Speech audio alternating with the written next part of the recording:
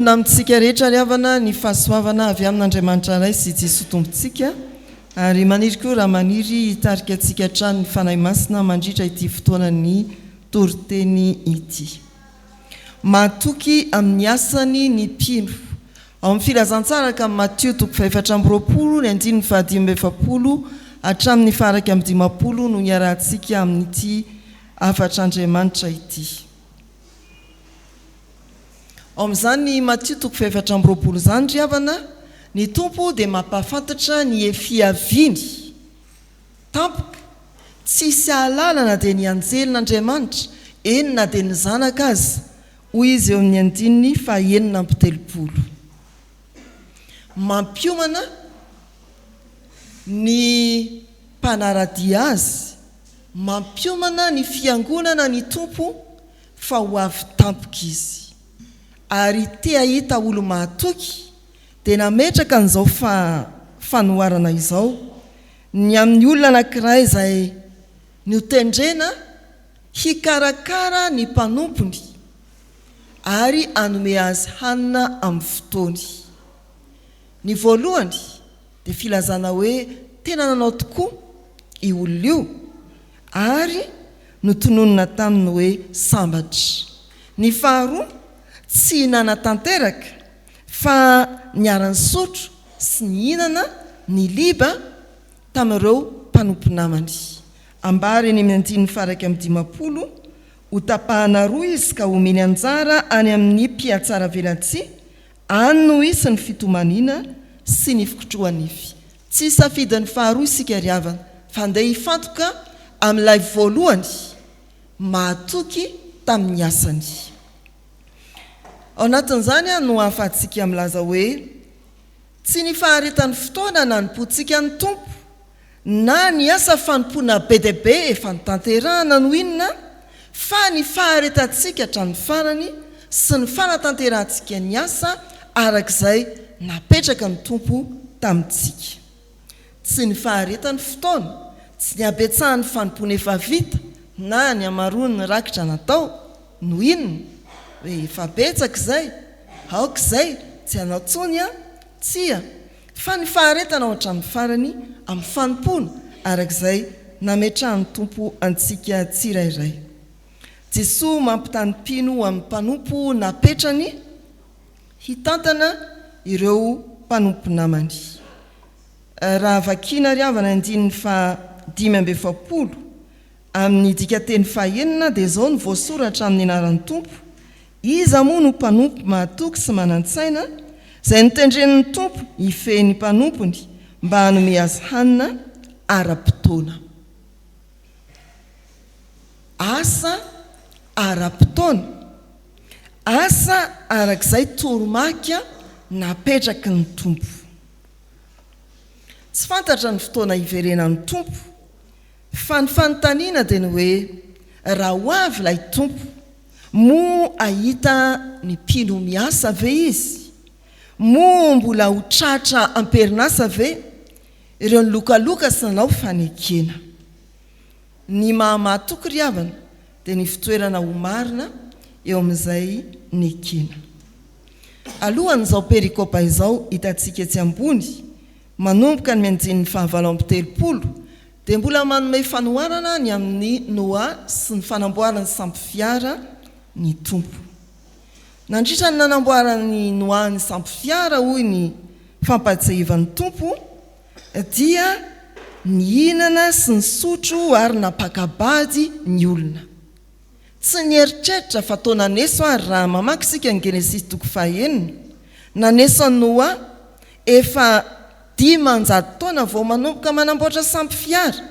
Ao amin'ny Genesis 5:2 ny fiantsoana Noa dia voalaza hoe teo amin'ny 500 ny taonany vao hikofokofoka anao sampy fiara. Ary any amin'ny Genesis 7:1 dia voalaza fa 900 taona i Noa vita ny sampy fiara araka ny toromarika napetraka Andriamanitra.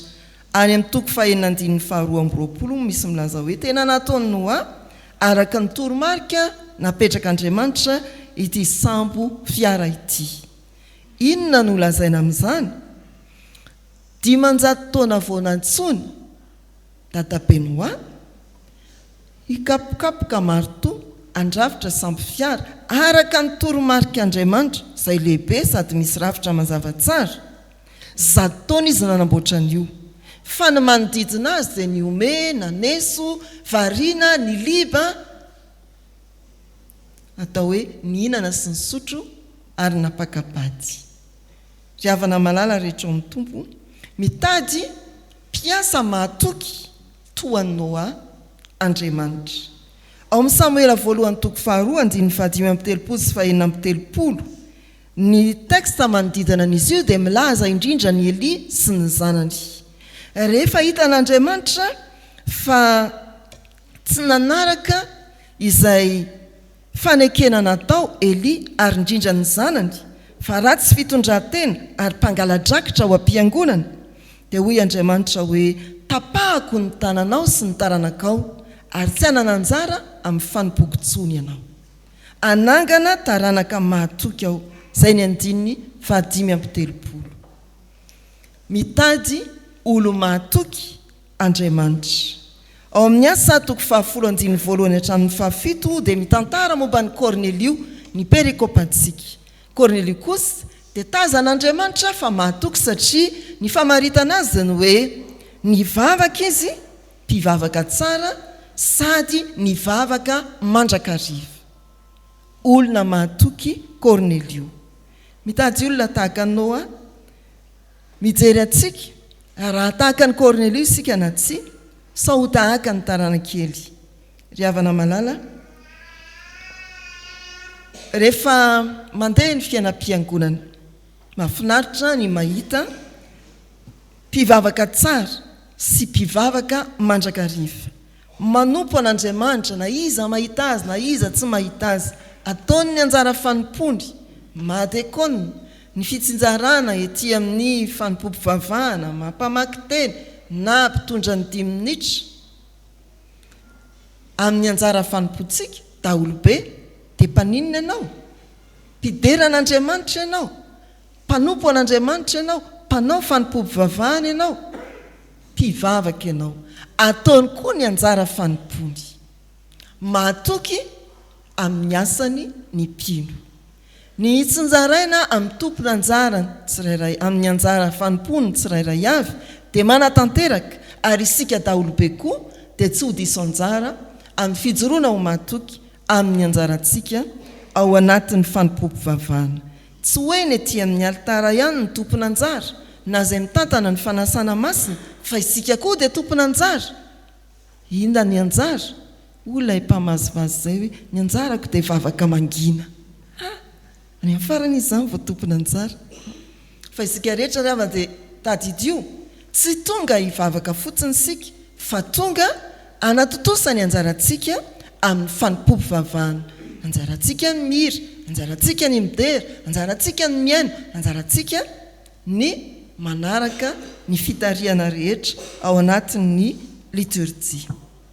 Mahafinaritra ny mahita hoe misy olona io tonga manatanteraka ny anjara fanimpony amin'ny fanimpom-pivavahana. Na iza mahita azy, na iza tsy mahita azy, io ezy tonga. Dia hoy ny tompo, sambatra izany mpanompo izany. Fa mampalahelo kosa ny mahafantatra olona ny hoe ampy izay no nanompoky ny tompo. Aoka mba rehefa indraindray ihany any tonga, na koa ny hoe lasa manao ny sitrapony izy, fa tsy manao ny sitrapon'ilay tompo ny antso sy ny fidy azy. Nantsony izy ho mpitandrina, fa tsy tonga manao ny asa fitandremana izy, na manao kitoto. Nantsony izy ho dekona, na ho mpiandry, ho mpitoriteny, ho katekista, fa tsy manao arak'izay nanekeny ny tompo izy. Mampalahelo izany ry havana. Rehefa tsy eo mason'olona dia tsy miasa intsony, tsy kristianina intsony. Rehefa any amin'ny miafina dia velomany maha-kristianina. Ry havana malala rehetra amin'ny tompo, afatra tokana no ampombaina antsika hiatrika ny fialan-tsasatra ato anatin'izao volana aogositra izao.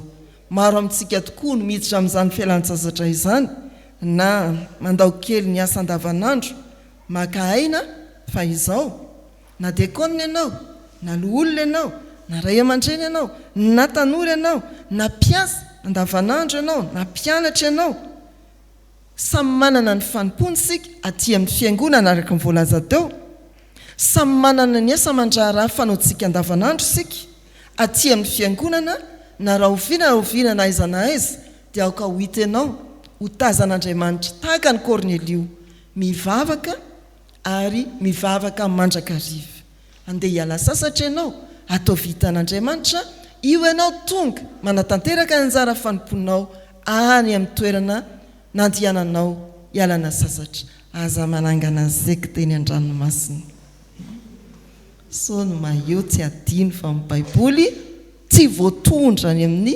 fialan'ny sasatra ry havana malala rehetra amin'ny tompo mila olona mahatoky Andriamanitra aoka sika ho hita manao ny fanompontsika amin'ny faharetana aty amin'ny fiangonana na izanaiza fiangonana aoka sika ho tazan'Andriamanitra ijoro ho fanasana sy fahazavana eny amin'ny fiarahamonina na izanaiza misy anao izany no mahatoky tadiavin'ny tompo mahatoky amin'ny asany ny mpino ny fanontaniana dia ny hoe mila valina dia ny hoe raha tonga anio ny tompo moa ho hitany miasa ve aho sa tsy raha tonga anio ny tompo moa ho hitany mijoro ho vavolombelona ve aho sa variana amin'ny sitrapoko sy ny filibana ary mba hatonga anao anana valiteny marina sy mahatoky eo anatrehan'ny tompo